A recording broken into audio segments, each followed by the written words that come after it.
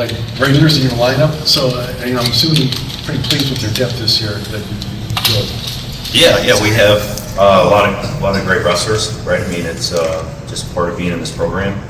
I mean, obviously, kids know if they come here, you're going to get as good as they can get, and that's part of the fun. And yeah, we're happy. I think the guys wrestled well. Got a lot of good matches in. A lot of them got 6. Some of them got 5 or 6 matches. So that's what we want. You think Josh is back to 100%? He looked pretty good. He looked pretty good. Yeah, he looked really good in Tennessee. His movement, hustle, effort, and just because he wrestles hard, he's just going to keep getting better. But yeah, I think he's looking pretty dang good. I think you mentioned with the rib with him, and that being kind of a tough injury to not necessarily come back from, but to keep things up to pace. In what ways were you able to kind of keep him in shape while he was dealing with maybe some of that pain? Well, we just, we have complete confidence in our trainer, Dan Monthly, and our medical staff. So, they push him and know what kind of condition he needs to be in to compete, but at the same time give him a chance to heal and get healthy. And so, I mean, he took the time he needed to get back to full speed. Obviously, the last thing you want to do is come back early and just kind of be dealing with something longer than you need to. But yeah, his conditioning looks great, and he's wrestling well. Speaking of health and hurting, I mean, what's up with Aaron? How's he doing? What's going on there? Yeah, I mean, he just wanted to get back on the mat and see how he would feel, and that was kind of the idea. Obviously, things didn't go as we kind of hoped for him. Aaron's best of class kind of human being, but yeah, we're not 100% sure there yet, but we should know shortly. What are his spirits like? I know often, he came here with all these plans, and we talked to him early this year. And he was really excited to get back, and now he's kind of back in this again. Yeah, he's just a really good human being. I mean, remember Ira Hoover once described in one of his talks. He talks about Jacks are better type people that he looks for to partner with, and they have to be things like capable, committed, ethical, and honest. And so that's something I've tried to look at and think about and kind of inspire your kids to be like that, because those are the guys that are the minds that you're going to be as successful as you can be in your life. And Aaron Nagau's, he's a Jacks are better all day long, just kind of a kid. So a hard worker, very, very disciplined. But yeah, he just unfortunately, even the year he wrestled, he dealt with sickness, throughout the year and some injuries. But he just has a very positive mindset, and just he's best in class type of human being. So he'll rebound and just keep plugging away and give his best effort, and that's what he does, and that's who he is. Yeah, he's got a great future ahead of him.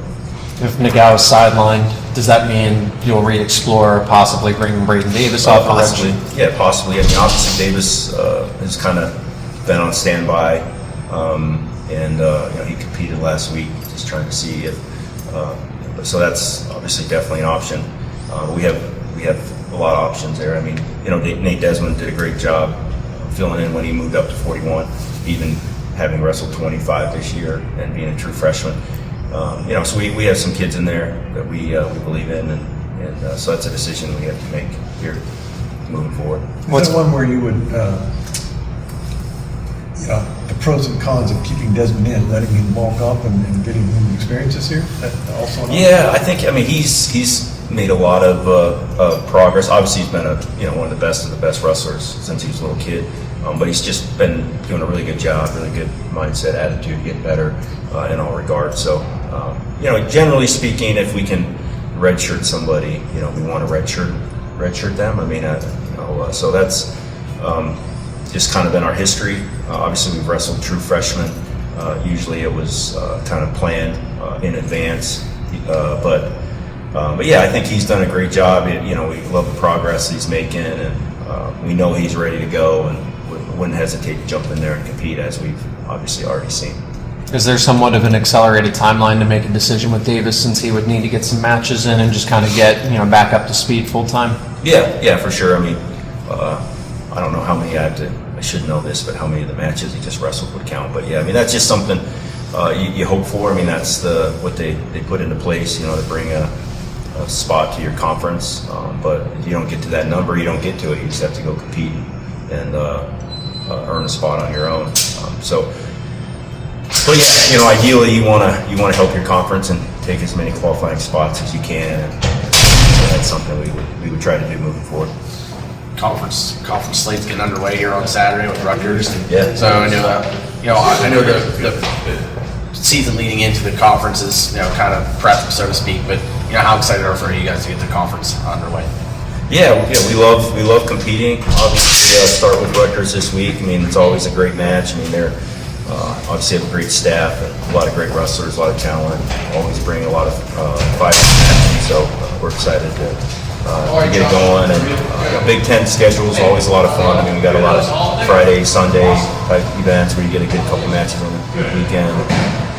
Some of the best programs in the country. So yeah, we're excited to compete. We're ready to go. And, looking forward to Saturday. You touched on it a little bit there, but Rutgers never beat Penn State. Do you like that rivalry? Like a PA Jersey kind of thing? Yeah. I mean, I think they always, like I said, they always bring fire and passion. And Coach Cael's, one of the best. He does a really good job. And I don't know, the history or whatever. The past is the past, but we always enjoy wrestling with them. I mean, they always show up and compete hard. Could you add some perspective on that 157 spot, just how PJ Duke, Tyler Cael, and now Joe Seeley just kind of continues to emerge in his own right? How crowded this weight class is here for Penn State, and how basically anyone's kind of a plug and play, title contender, All-American contender? Yeah, I think all three of those guys are just incredible wrestlers and just great mindsets, team players. They see the big picture. I mean, you don't come to Penn State if you're not a big picture kind of a person, right? I mean, it's that's something our guys seem like they get asked more than anything, which people don't seem to maybe understand. Because just maybe the general mentality would be go to the easiest place where you're guaranteed to start, But the kids come to Penn State are trying to be the best wrestlers in the world. They're trying to be world Olympic champions. It's just a different mindset that maybe people aren't going to understand. But I mean, Joe Seeley wants to be a world Olympic champion. PJ Duke wants to be a world Olympic champion.